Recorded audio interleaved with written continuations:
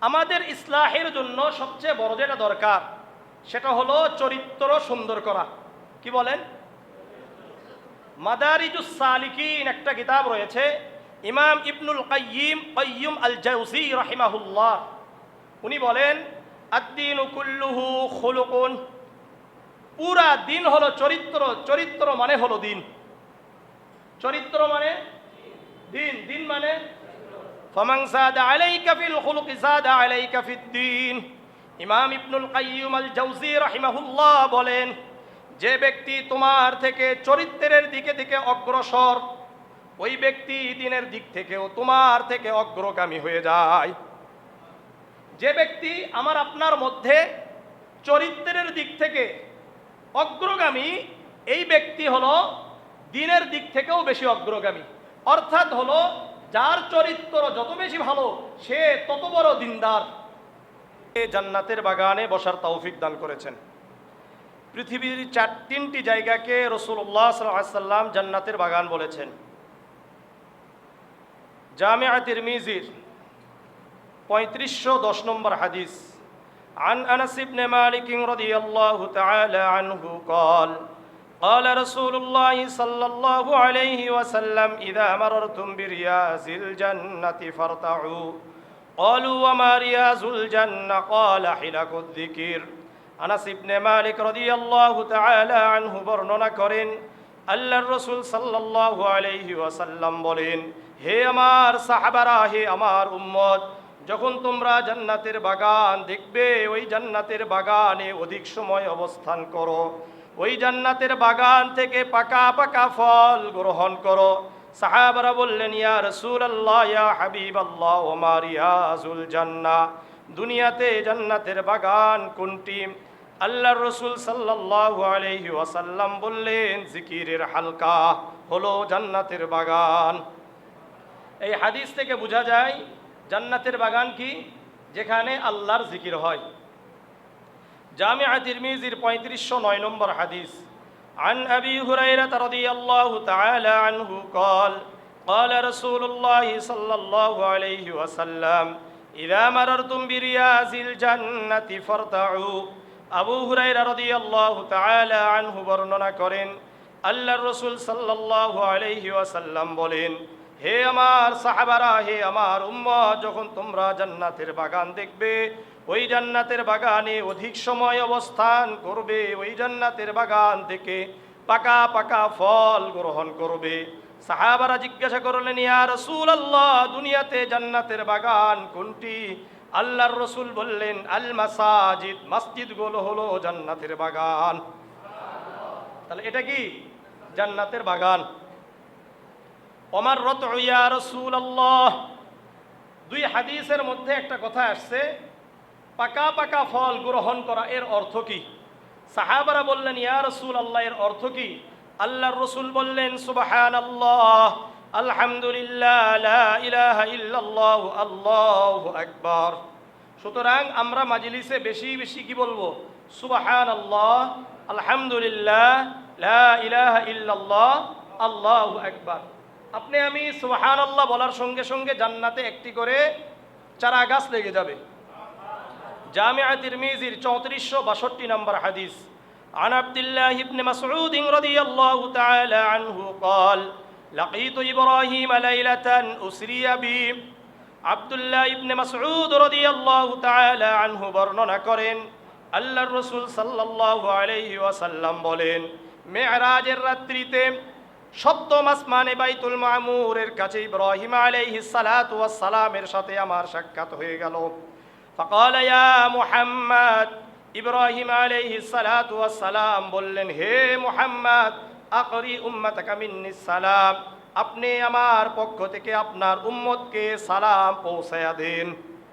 ওয়া আখবিরুহুম আন্নাল জান্নাতা তাইয়্যিবাতুত তুরবা, আর আপনি আপনার উম্মতকে সুসংবাদ দিয়ে দেন, জান্নাতের যে জমিন হবে এটা সুগন্ধিময়, জান্নাতের ভূমি থেকে সুঘ্রাণ বের হবে। ওয়া আসমাতুল মাই, জান্নাতের পানি হলো সুমিষ্ট। ওয়া আন্নাহা কিআন, জান্নাতের ভূমি হবে উর্বর, এখানে কোনো গাছ গাছালি থাকবে না। যদি জান্নাতে গাছ গাছালি লাগাইতে চাও, আন্না গিরাসাহা সুবহানাল্লাহ, আলহামদুলিল্লাহ, লা ইলাহা ইল্লাল্লাহ, আল্লাহু আকবার। যখন আপনার উম্মত বলবে সুবহানাল্লাহ, সঙ্গে সঙ্গে জান্নাতে একটি করে চারাগাছ লেগে যাবে। আবার যখন আপনার উম্মত বলবে আলহামদুলিল্লাহ, সঙ্গে সঙ্গে জান্নাতে একটি করে চারাগাছ লেগে যাবে। লা ইলাহা ইল্লাল্লাহ বলার সঙ্গে সঙ্গে জান্নাতে একটি চারাগাছ লেগে যাবে। আল্লাহু আকবার বলার সঙ্গে সঙ্গে জান্নাতে একটি করে চারাগাছ লেগে যাবে। 2 গেল। 3 নম্বর, আত-তাবরানিল কাবীর একটা কিতাব আছে, এই কিতাবের 11158 নম্বর হাদিস। আন আব্দুল্লাহ ইবনে আব্বাস রাদিয়াল্লাহু তাআলা আনহু قال قال رسول الله صلى الله عليه وسلم إذا مررتم برياض الجنة فارتعوا। আব্দুল্লাহ ইবনে আব্বাস রাদিয়াল্লাহু তাআলা আনহু বর্ণনা করেন, আল্লাহর রাসূল সাল্লাল্লাহু আলাইহি ওয়াসাল্লাম বলেন, হে আমার সাহাবারা, যখন তোমরা জান্নাতের বাগান দেখবে, ওই জান্নাতের বাগান থেকে পাকা পাকা ফল গ্রহণ করো, অধিক সময় অবস্থান করো। সাহাবারা বললেন, ওমা রিয়াজুল জান্নাহ, দুনিয়াতে জান্নাতের বাগান কোনটি? ক্বাল আল মাজালিসুল ইলম। আল্লাহর রাসূল বললেন, ইলমের হালকা, কোরআন এবং হাদিসের চর্চা যেখানে হয়, ওই জায়গাটাকে আল্লাহর রাসূল জান্নাতের বাগান বলেছেন। সুতরাং মাদ্রাসা হলো জান্নাতের বাগান। তাহলে আমরা কিন্তু 3টা জায়গাতেই আছি। এখানে জিকির হচ্ছে কিনা? ইন্না নাহনু নাযালনা যিকরা ওয়া ইন্না লাহু লাহাফিজুন। সূরা উতুল হিজরের 9 নম্বর আয়াত আল্লাহ বলেন, আমি আল্লাহ জিকিরকে অবতীর্ণ করলাম, মানে কোরআনকে অবতীর্ণ করলাম। সুতরাং এই হিসাবে আমরা জান্নাতের বাগানে আছি, মসজিদ হিসাবেও জান্নাতের বাগানে আছি। এখানে ইলমের চর্চা হয় কি হয় না? এই হিসাবেও জান্নাতের বাগানে আছি। সুতরাং যারা মসজিদের বিরোধিতা করবে, মাদ্রাসার বিরোধিতা করবে, জিকিরের হালকার বিরোধিতা করবে, এরা সবাই জান্নাতের বিরোধিতা করবে। আর যারা জান্নাতের বিরোধিতা করবে, এরা জান্নাতে ঢুকবে না জান্নাতের বাইরে থাকবে? সুতরাং স্পষ্ট কথা, যারা মাদ্রাসার বিরোধী এরা জান্নাতের বিরোধী, তাই না? আল্লাহ বুঝার তৌফিক দান করেন, আল্লাহ বুঝার তৌফিক দান করেন, আল্লাহ বুঝার তৌফিক দান করেন। তো যাই হোক, আমাদের ইসলাহের জন্য সবচেয়ে বড় যেটা দরকার সেটা হলো চরিত্র সুন্দর করা। কি বলেন? মাদারিজুস সালিকিন একটা কিতাব রয়েছে, ইমাম ইবনুল কাইয়্যিম আল জাওযী রাহিমাহুল্লাহ, উনি বলেন, আদ-দীনু কুল্লুহু খুলুকুন। পুরা দিন হলো চরিত্র। চরিত্র মানে হলো দিন। চরিত্র মানে দিন, দিন মানে ফামান যাদা আলাইকা ফিল খুলুকি যাদা আলাইকা ফিদ-দীন। ইমাম ইবনুল কাইয়্যিম আল জাওযী রাহিমাহুল্লাহ বলেন, যে ব্যক্তি তোমার থেকে চরিত্রের দিকে দিকে অগ্রসর, ওই ব্যক্তি দিনের দিক থেকেও তোমার থেকে অগ্রগামী হয়ে যায়। যে ব্যক্তি আমার আপনার মধ্যে চরিত্রের দিক থেকে অগ্রগামী, এই ব্যক্তি হলো দিনের দিক থেকেও বেশি অগ্রগামী। অর্থাৎ হলো, যার চরিত্র যত বেশি ভালো সে তত বড় দিনদার। যার চরিত্র যত বেশি ভালো সে তত বড় দিনদার। যার চরিত্র ভালো না সে মূলত দিনদার নয়। যার চরিত্র ভালো সে দিনদার। চরিত্র দরকার কেমন দেখেন, কতটুকু দরকার? চরিত্রই আপনাকে, উত্তম চরিত্র আমাকে আপনাকে জান্নাতে প্রবেশ করিয়ে দিবে। জামিআ তিরমিজির 2004 নম্বর হাদিস। عن أبي هريرة رضي الله تعالى عنه قال سئل رسول الله صلى الله عليه وسلم عن أكثر ما يدخل الناس الجنة। আবু হুরায়রা রাদিয়াল্লাহু তাআলা আনহু বর্ণনা করেন, আল্লাহর রাসূল সাল্লাল্লাহু আলাইহি ওয়াসাল্লামকে জিজ্ঞাসা করা হলো, ইয়া রাসূলুল্লাহ, ইয়া হাবিবাল্লাহ, ইয়া রাসূলুল্লাহ, ইয়া হাবিবাল্লাহ, আপনি বলেন কোন জিনিস অধিক পরিমাণে মানুষদেরকে জান্নাতে প্রবেশ করিয়ে দেয়? কোন জিনিস মানুষদেরকে বেশি বেশি জান্নাতে প্রবেশ করাবে? ফাকালা তাকওয়াল্লাহি ওয়া হুসনুল খুলুক। আল্লাহর রাসূল বললেন, তাকওয়া আর উত্তম চরিত্র মানুষকে অধিক পরিমাণে জান্নাতে প্রবেশ করিয়ে দেয়। তাহলে জান্নাতে অধিক কোন আমল প্রবেশ করাবে? আল্লাহ ভীতি আর উত্তম চরিত্র। ওয়ান আকসিরিম মা ইউদখিলিন নাস আন্নার, কোন জিনিস মানুষকে জাহান্নামে প্রবেশ করায়? আল্লাহর রাসূল বললেন আল ফামু ওয়াল ফারজ, জিহ্বা আর যৌনাঙ্গ মানুষকে অধিক পরিমাণে জাহান্নামে প্রবেশ করিয়ে দেয়। বুঝা আসছে? এই জন্য রাসূল সহিহ বুখারীর হাদিস, মান ইয়াজমানু লি মা বাইনা লিহইয়াইহি ওয়া মা বাইনা রিজলাইহি আজমান লাহুল জান্নাহ, রাসূল করিম সাল্লাল্লাহু আলাইহি ওয়াসাল্লাম বলেন, তোমাদের মধ্যে যে ব্যক্তি আমার জন্য দুটি জিনিসের জিম্মাদারি গ্রহণ করবে, দায়িত্ব গ্রহণ করবে, আমি রাসূল তার জন্য জান্নাতের দায়িত্ব গ্রহণ করব। কয়টা জিনিসের? মা বাইনা লিহইয়াইহি মানে কি? জিহবার, আর ওমা বাইনা রিজলাইহি যৌনাঙ্গের হেফাজত করবে, আমি রাসূল তার জন্য জান্নাতের দায়িত্ব গ্রহণ করব। বুঝে আসছে? উত্তম চরিত্র দরকার। জামিআ তিরমিজির 1993 নম্বর হাদিস, এই হাদিসটা ছাত্ররা ভালো করে মনোযোগ দিয়ে শুনেন, বুঝেন।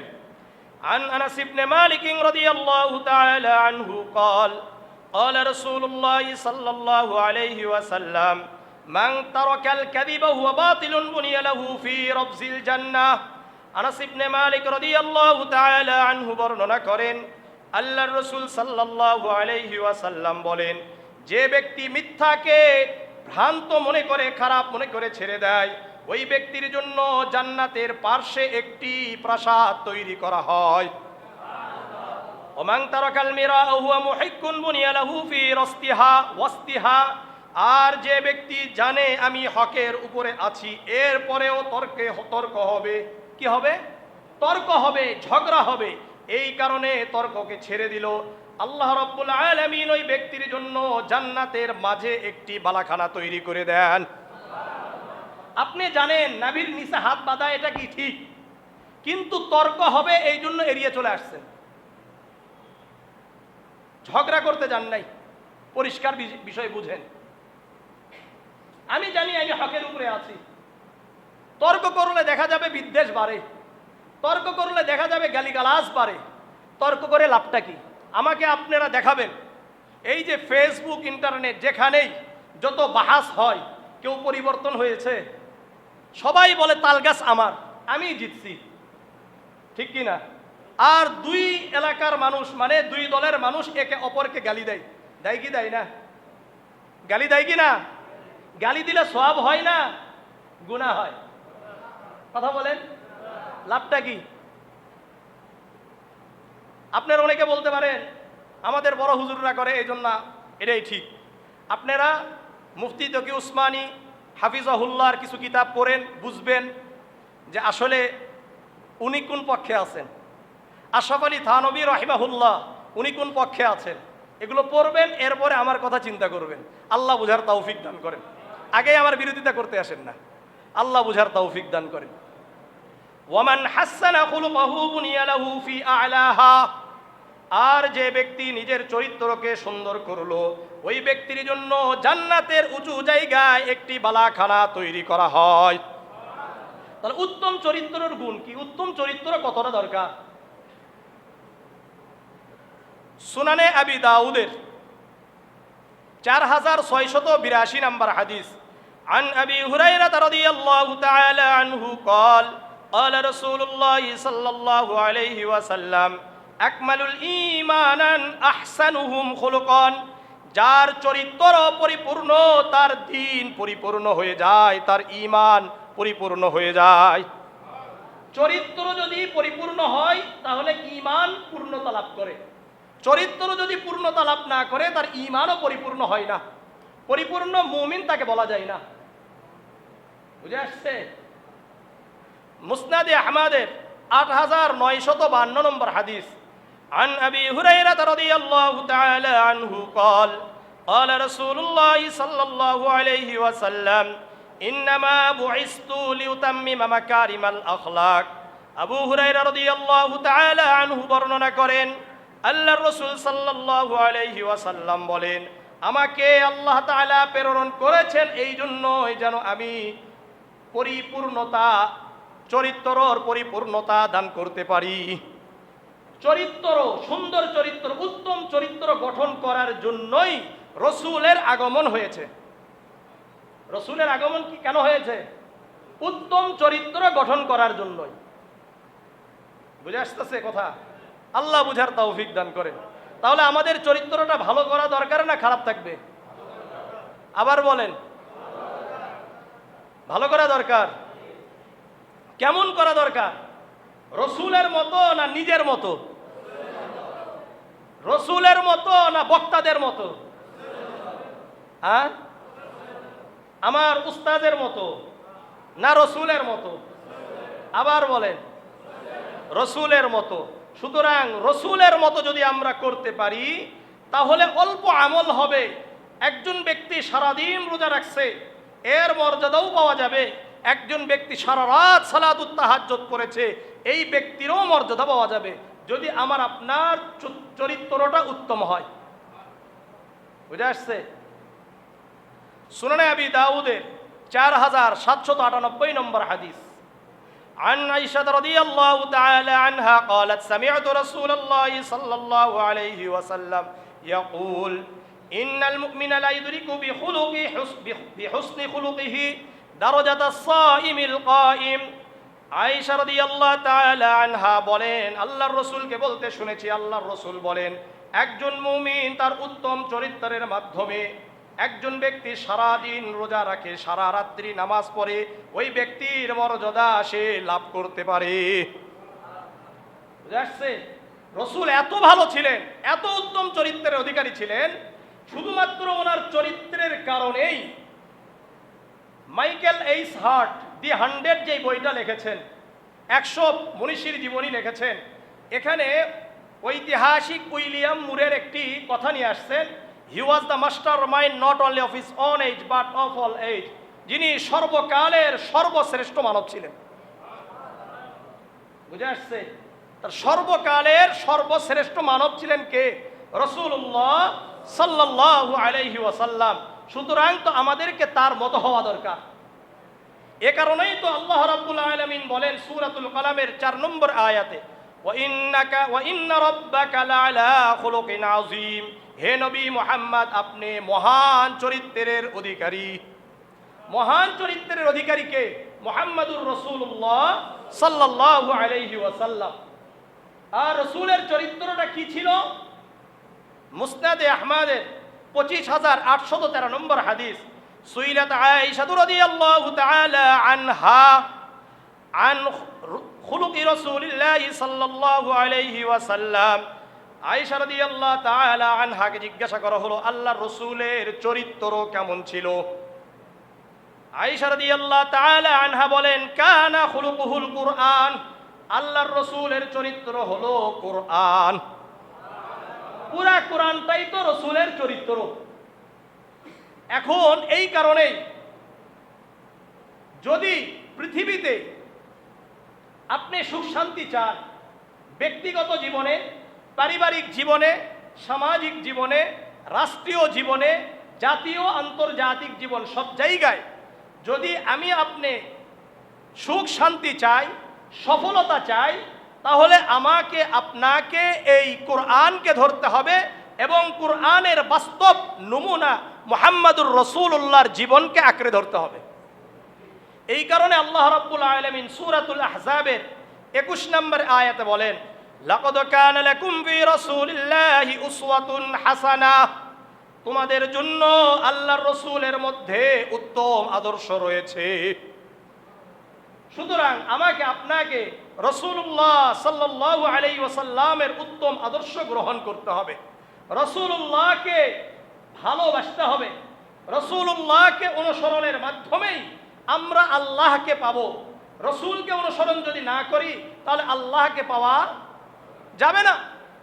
এ কারণে আল্লাহ রাব্বুল আলামিন সূরা আলে ইমরানের 31 নম্বর আয়াতে বলেন, قل إن كنتم تحبون الله فاتبعوني يحببكم الله ويغفر لكم ذنوبكم।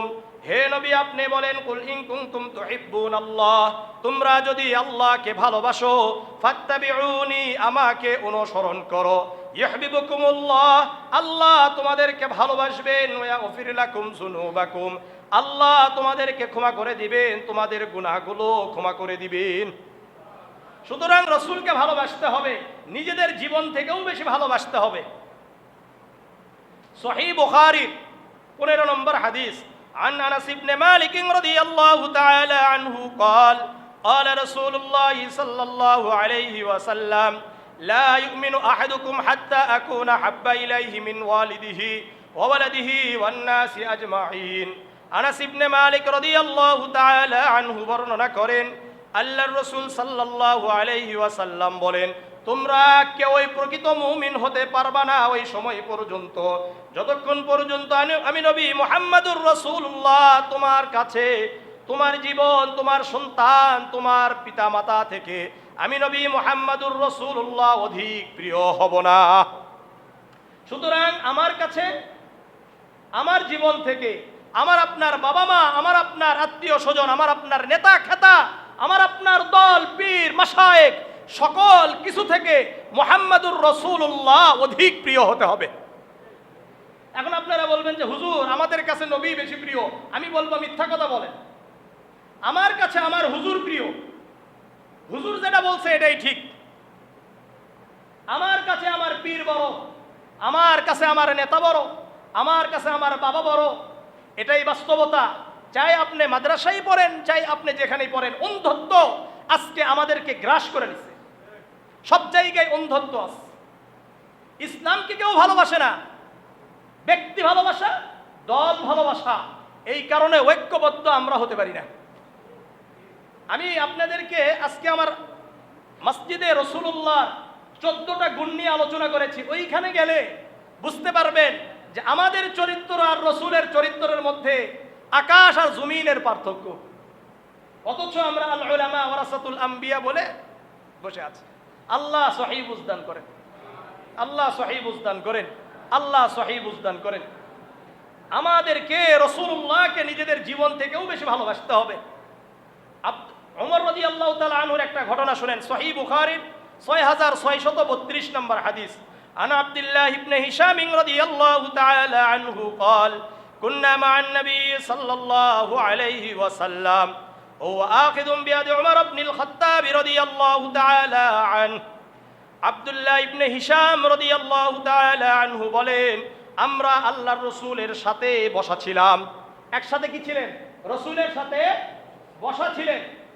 আমাদের মতো একটু আমাকে হেরাম করে সবাই চিনবে এরকম একটা ভাব আছে না আমাদের মধ্যে? রসুলের মধ্যে কিন্তু এমনটা ছিল না। এই জন্য আমি বললাম যে রসুলের বিনয় অন্যরকম ছিল, ওদিকে যাচ্ছি না এখন। তো রাসূলুল্লাহ সাল্লাল্লাহু আলাইহি ওয়াসাল্লাম ওমর ইবনুল খাত্তাবের হাত ধরে আছেন। فقال له عمر يا رسول الله لأنت أحب إلي من كل شيء إلا من نفسي। ওমর ইবনুল খাত্তাব রাদিয়াল্লাহু তাআলা আনহু বললেন, হে আল্লাহর রাসূল, আপনি আমার কাছে দুনিয়ার সব কিছু থেকে প্রিয়, শুধুমাত্র আমার জীবন ছাড়া। আমার জীবনটা আমার কাছে বেশি প্রিয়। এছাড়া দুনিয়াতে যা কিছু আছে সব কিছু থেকে আপনাকে বেশি ভালোবাসি। শুধুমাত্র আপনার থেকে আমার জীবনকে বেশি ভালোবাসি। فقال النبي صلى الله عليه وسلم لا। আল্লাহর রাসূল বললেন, হে ওমর, তুমি এখনো প্রকৃত মুমিন হতে পারো নাই। কি বললেন? তুমি এখনো প্রকৃত মুমিন হও নাই। فقال له عمر الآن يا رسول الله والله আল্লাহর কসম করে বলছি লা আনতা হাব্বু ইলাইয়া মিন নাফসি ইয়া রাসূলুল্লাহ, আল্লাহর কসম করে বলছি আপনি এখন আমার কাছে আমার জীবন থেকেও বেশি প্রিয়, আমার জীবন থেকেও এখন বেশি প্রিয়। فقال النبي صلى الله عليه وسلم الآن يا عمر। আল্লাহর রাসূল বললেন, হে ওমর, তুমি এখন প্রকৃত মুমিন হয়ে গেলে।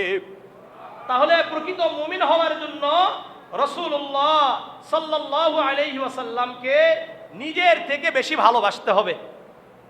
রাসূলুল্লাহকে যারা নিজের থেকে বেশি ভালোবাসতে পারবেন, রাসূলুল্লাহর ভালোবাসা বাসলেই আপনি আমি রাসূলুল্লাহর সাথে কিয়ামতের ময়দানে থাকতে পারবো।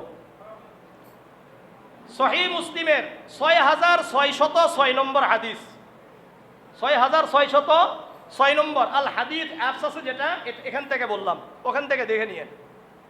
عن أنس بن مالك رضي الله تعالى عنه قال جاء رجل إلى النبي صلى الله عليه وسلم فقال يا رسول الله متى الساعة আনাস ইবনে মালিক রাদিয়াল্লাহু তাআলা আনহু বর্ণনা করেন আল্লাহর রাসূল সাল্লাল্লাহু আলাইহি ওয়াসাল্লাম বলেন আল্লাহর রাসূল সাল্লাল্লাহু আলাইহি ওয়াসাল্লামের কাছে একজন ব্যক্তি আসলেন, আসার পরে বললেন মাতাস সাআহ, কিয়ামত কবে হবে? একজন ব্যক্তি এসে আল্লাহর রাসূলকে কি জিজ্ঞাসা করেছে? কিয়ামত কবে হবে? আল্লাহর রাসূল বললেন ওমা আ'দাত্তা লিস-সাআ, তুমি কিয়ামতের জন্য কি আমল করেছো, তোমার প্রস্তুতি কি? ওই ব্যক্তির উত্তর কি? হুব্বুল্লাহি ওয়া রাসূলিহি, আমার প্রস্তুতি হলো আল্লাহ এবং আল্লাহর রাসূলের ভালোবাসা। কার ভালোবাসা? আল্লাহ আল্লাহর রাসূলের ভালোবাসা। তখন আল্লাহর রাসূল বললেন ফা ইন্নাকা মা মান আহবাবতা, আল্লাহর রাসূল বললেন তুমি দুনিয়াতে যাকে ভালোবাসবে, যাকে অনুসরণ করবে, যার চরিত্রকে তোমরা অনুসরণ করবে, কিয়ামতের ময়দানে তুমি তার সাথেই থাকবে। قال أنس فما فرحنا بعد الإسلام فرحا أشدا من قول النبي صلى الله عليه وسلم فإنك مع من أحببت।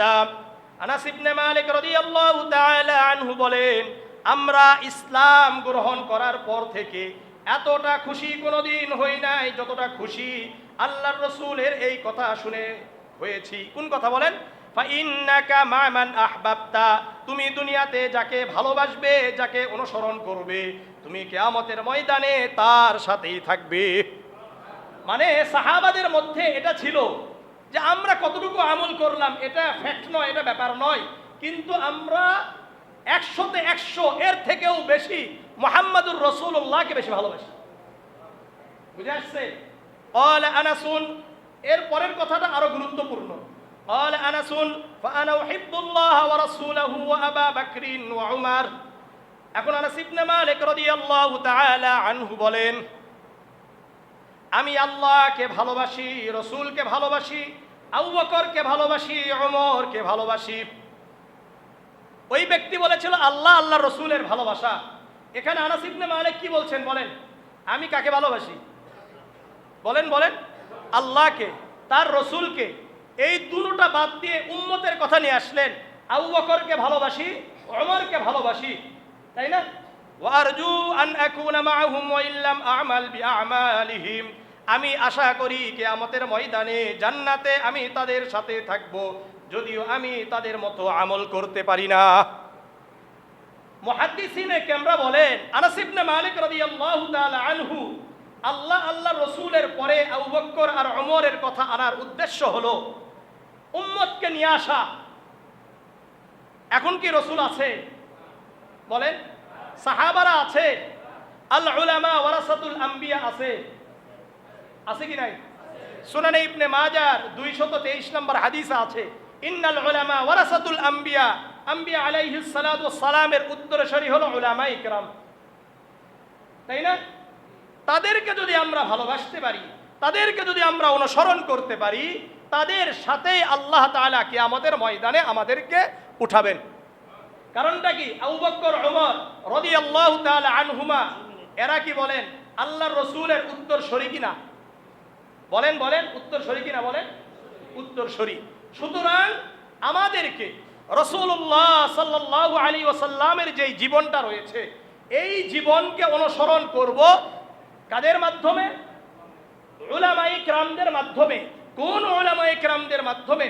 যেই উলামায়ে কিরামরা কুরআন এবং সুন্নাহর আলোকে আমাদেরকে বলবে এবং তারাও ব্যক্তিগত জীবনে এগুলোকে প্রয়োগ করবে। আমার কথা বুঝছেন না বুঝি নাই? বুঝে আসছে? সুতরাং করা যাবে তো ইনশাআল্লাহ? করবেন তো ইনশাআল্লাহ? করবেন তো ইনশাআল্লাহ? একটা কথা বলি শোনেন, রাসূলের সিফাতের মধ্যে আমি 14টা বলেছি আজকে মসজিদে, একটা বলি। সহিহ বুখারীর 2125 নম্বর হাদিসে রাসূল সম্পর্কে তাওরাতের মধ্যেও আসছে লাইসা বিফাসিন ওয়ালা গলিজিন ওয়ালা সাখা, রাসূল রুক্ষভাষী ছিলেন না, রাসূল কর্কশ ভাষী ছিলেন না, রাসূল অশ্লীল ভাষী ছিলেন না। তাহলে যেই আলেমের মধ্যে, যেই দায়ীর মধ্যে, যেই বক্তার মধ্যে যার মধ্যে রুক্ষ ভাষা দেখবেন, মানুষকে গালি দেয়, কটাক্ষ করে কথা বলে, বুঝতে হবে এই ব্যক্তি মূলত রাসূলুল্লাহর অনুসারী নয়, রাসূলুল্লাহর অনুসারী হইতে পারে না। জামিআ তিরমিজির 1977 নম্বর হাদিস, লাইসাল মুমিনু বিত্তাআন ওয়ালাল লাআন ওয়ালাল ফাহিশি ওয়ালাল বাযীই। মুমিন কখনো তাআন তিরস্কারকারী হতে পারে না, মুমিন কখনো অভিশাপকারী হতে পারে না, মুমিন কখনো কর্কশভাষী রুক্ষভাষী হইতে পারে না, মুমিন কখনো অশ্লীল ভাষী হতে পারে না। সুতরাং যারাই করবে, যারাই গালি দিয়ে কথা বলবে, মিথ্যা ছড়ানোর জন্য চেষ্টা করবে, আল্লাহ রাব্বুল আলামিন ওই সমস্ত মানুষদের থেকে আমাদেরকে হেফাজত করে। আল্লাহ আমাদের সবাইকে কোরআন সুন্নাহর আলোকে সাহাবাদের জীবনকে অনুসরণের মাধ্যমে নিজেদের জীবন গড়ে দেশের জন্য আমাদেরকে অগ্রণী ভূমিকা পালন করার তৌফিক দান করেন এবং আখিরাতে জান্নাতে যাওয়ার তৌফিক দান করেন। আসসালামু আলাইকুম ওয়া রাহমাতুল্লাহি ওয়া বারাকাতুহু।